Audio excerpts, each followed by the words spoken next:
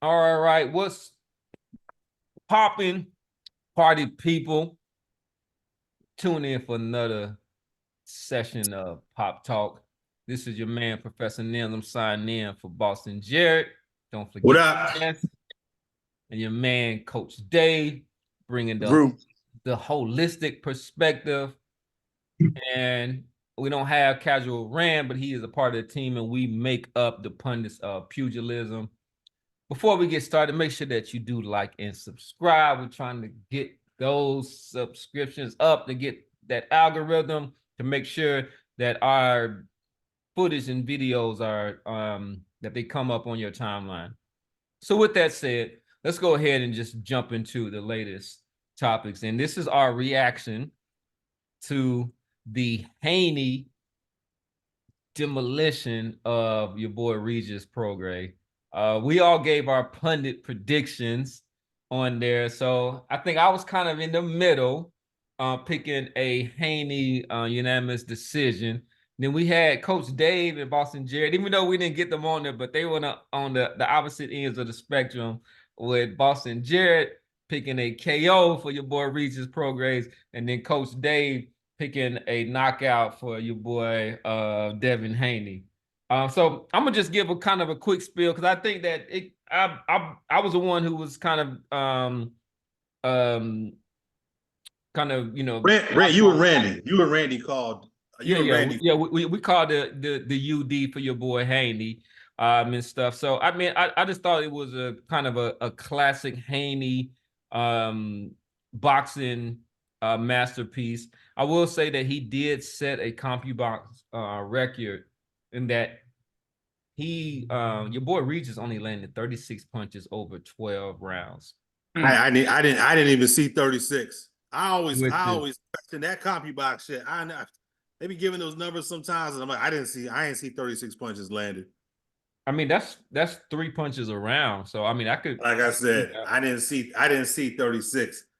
All the punches he landed was in the first round. Yeah. After that, and it doesn't have to be clean to actually be counted and stuff. Oh well. I mean, with that said, I mean, but this is a record, right? This is, I believe he broke Floyd Mayweather's record in that. But and to me, the reason that I looked at this is that, well, I felt that he would get that unanimous decision is that Regis, he has grit, he has power, he has heart and all those things, but he just didn't show that skill level.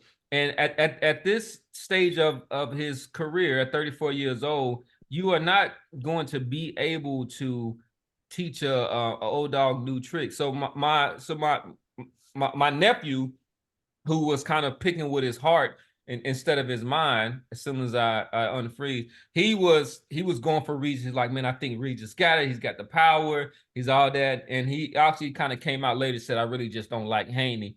But he was saying that, man, he said he been in the lab. He's been in the lab for like 2 training camps and doing that. I was like, that is not enough to be able to, because once you get hit, and once you get into those tense situations, whatever your muscle memory has kind of like built up is what you're going to go back to. So you're not going to be able to retrain this guy into a master boxer.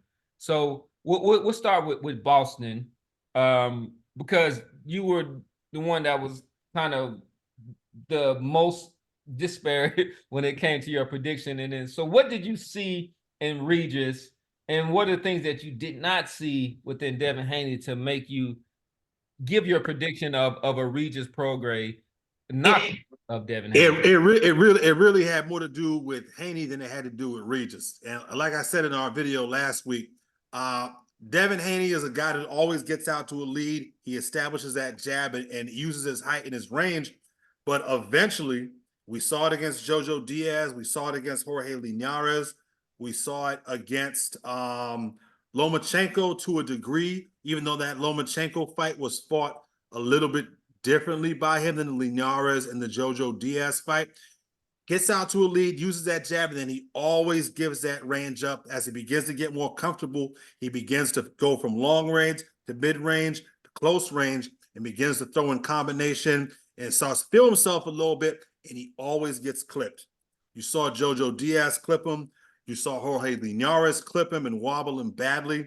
And you saw Lomachenko do it, although I think the Lomachenko fight played out differently. And the argument I made was, with Haney, it's not a matter of if he's going to get hit. It's a matter of when. Like I That's said, exactly what you said. and we saw all those guys clip him. I figured that he would jump out to a lead in this fight. And just like in the other fights, he would get comfortable. He would start to try to walk Regis down, start to try to engage more, throw more punches and bunches. And I thought that when he did that, Regis would start punching with him and was be able to land a clean, hard shot. And I figured if a guy like Linares could wobble and hurt him, I figured a guy like Regis could do it too. Even Loma looked like he buzzed him a little bit. No, he got buzzed by Loma. Loma buzzed him a little bit in that fight. And those are guys who started their careers. That, I mean, Loma and JoJo were 126, 122 pounders. But look, the fight didn't go that way. Haney fought an excellent fight. And words like discipline, maturity, and poise are the three words that come to mind when I describe that fight. Because it would have been very easy for him, dominating the way he was dominating that fight, to just say fuck it and go in for the kill. He had Regis hurt pretty good in that second lead right hand he landed. Yeah, that double right hand. Yeah, double right hand. Everyone points to the knockdown. They say, "Oh, he knocked him. He knocked him down. He didn't jump on him." I didn't think Regis was hurt very badly. I don't think he was hurt at all after that time. Right. That second knockdown is when he started doing the James Brown dance. Even then, Haney opted not to jump on him. He maintained his distance, worked behind that jab. People criticized him after the fight. Look, at the end of the day, he ended up winning 12-0. The entertainment value of the fight, I guess we can talk about that maybe in the next segment. I want to stick to the actual breakdown of the fight. He fought an excellent fight. Regis, as much as people criticize Regis's feet, I think it was more of an issue of height, reach, skill, and IQ. That was his downfall. I honestly don't think if you gave Regis Prograis, you thought Devin, you thought he was coming off the ring. You didn't think he was following around Haney. You thought he was. But here's the thing: he was following around Haney. Exactly. And I believe it was the straight right hand of Devin Haney that really changed the complexion of that fight. Because I think if he hadn't landed that right hand when he did, you would have seen Regis recklessly going in, just going for haymakers. He wasn't even willing to do that because Haney caught him out there at the very end of that right hand and hurt him badly. But just to circle back real quick, people criticize Regis following the fight and before the fight, criticized his feet.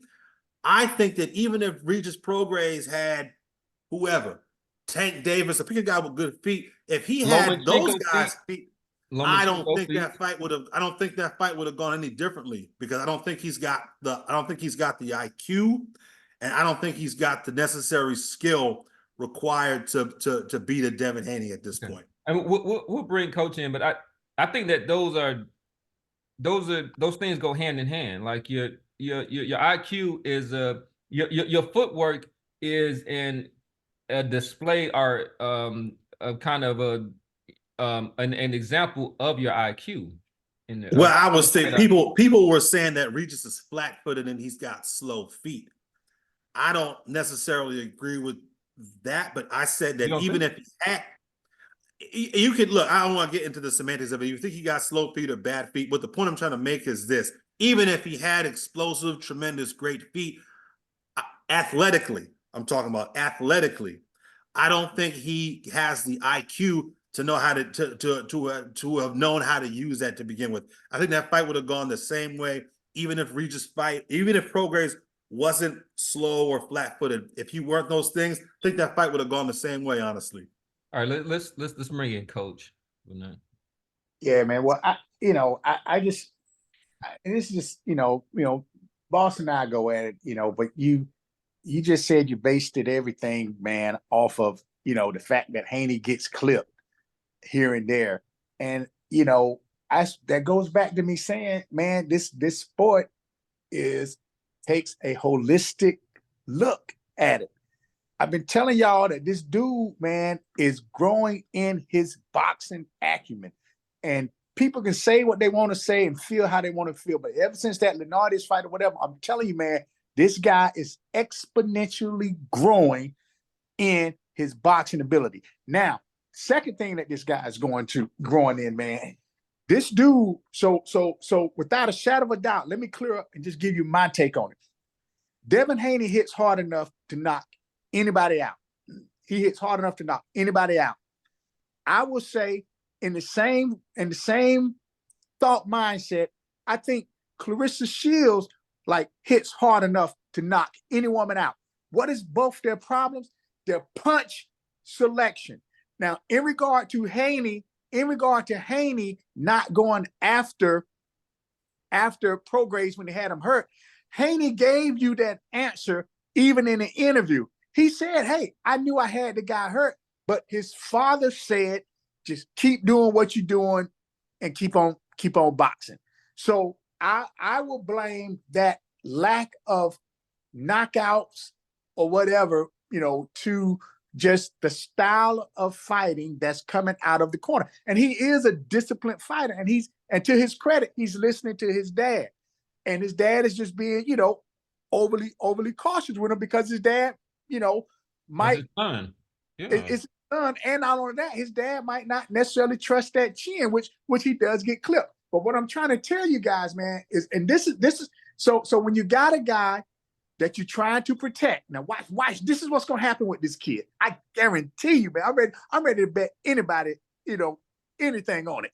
What you're gonna see happening with that Haney is that if you're willing to fight like you want to fight, you stand on the outside, you're picking people's shot, pop, pop, pop, pop. Yeah, you buzz the guy from the outside. You're gonna see Devin Haney start to develop that one-hitter quitter. There's gonna be some times to say where I might not want to take a chance and you just stand and bang, but there's gonna be some time, son, where I might want you to mix that thing up. Sit down, shoot, get back on that jab, and then pop back up in there quick, shoot something hard.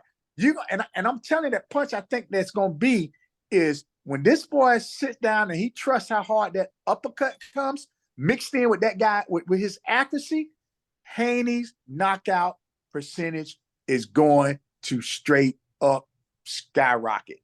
He tried the uppercut. Yes, that uppercut. He tried that uppercut early in the fight. And I'm saying, you can tell when he works it and perfect. If you want this guy's knockout ratio to go up, you ain't got to keep him in the pocket like Mike Tyson trying to stay in the pocket, but you gotta say, sit down a little bit, shoot something hard, sneak back out, and then sneak right back up in there, and then maybe shoot one or two hard. You saw when he would shoot his hard shots, he never shot him in 2-3 punch combinations. You saw, that one might go, rah, you know what I'm saying? You never saw. So that's why I'm saying, hear me out. But like, how do punch select. Yeah, but I said, like, how do you rewire somebody? So to me, he's somebody that is, he's a gifted boxer, and he's a true boxer. So even when he is punching, he's still mentally, he's still thinking about that defense. So there's a part of his body, even if it's his back leg, that's just going to be like, okay, I'm gonna land this 1-2, maybe in this 3, but at the same time, I'm looking to get out. Right. So there's a part. There's a part of his body, his back leg or something that's going to be looking to get out of that way, which is a little bit different. I think that with Tank, even though Tank is a boxer, he has super heavy hands and is just naturally and he naturally trusts in his power, which I think that Haney doesn't necessarily kind of do. Like he knows that he has good power. But with your boy Tank, he knows that if I land solid to you, even if I'm jumping in with a leaping right hook, which he which he did against the name of the escape movie, but like he can put you down. You know what I'm saying? So he doesn't. So Coach, do you think that you'll be able to rewire a fighter, that he'll be able to kind of trust in his power and his instinct? yes, I think with Haney, because of his acumen and his ability to learn and his commitment to the sport, yes, you can. And what y'all got to understand is this: he started developing that trust in the actual combat with Lomachenko. Okay, you got a much smaller guy, so let me see. Look at how he was going to the body on Lomo. Look at back at that fight, how he was going to the body. So you start developing that trust. Hey, look, you got Prograis up in that Joker, man. This Joker would knock your teeth in the back of your neck. You know what I'm saying? So let's just kind of be cautious with it. But where he's gonna learn that stuff at, I'm trying to tell you, this boy's gonna probably start lifting some serious weights, and he's gonna be in that Joker sparring, man. He's gonna be sitting down, and better to take it, during sparring, than to risk it getting it up. But this boy is gonna develop it. If they sit him down and get off of just maybe one shot of a power punch, but get him mixing that stuff up, you power shot, you roll and you put him on a stick and you slip it back in, and then you might throw that, make sure you bring that hook behind that uppercut. Yeah.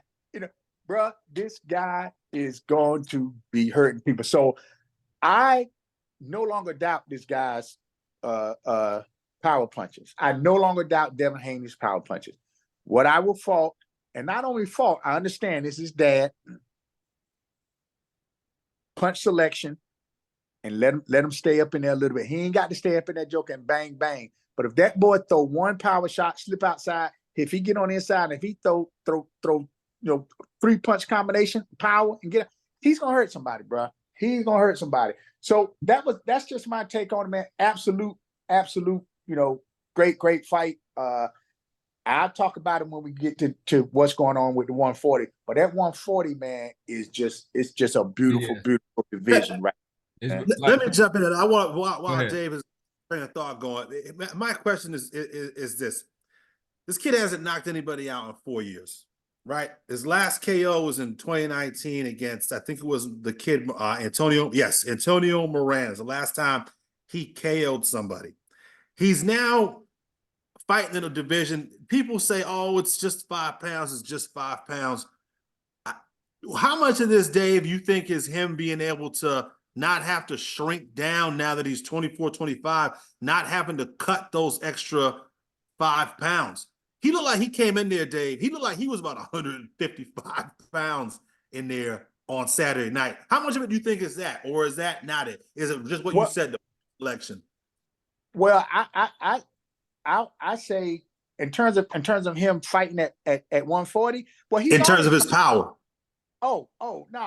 No. So, okay, in terms of his power, dude, I'm telling you that I would put 90% of that. Why he's not knocking people out is punch selection and him listening to his dad and not necessarily staying in there. Right. So to be clear, this dude got power to knock anyone out, bro. Anyone out. He's growing and learning how to trust it. But when he sits down and throws more than one power shot and gets out, he is going to hurt folks, man. Yeah, I mean, there are some good points, and I think people do respect his power. I think his biggest challenge is that he's going to be Regis respected. Yeah, he did, but he's gonna be going up in weight, and it's similar to Floyd Mayweather in that there are some parallels, even though Floyd Mayweather was way more of a power puncher during his lightweight days. Is that way more skilled fighter? I mean, Floyd, Yeah. you're talking about a caliber of fighter, also. It is, but it can be argued. But when Floyd went up to like welterweight, I mean, he basically was he was just he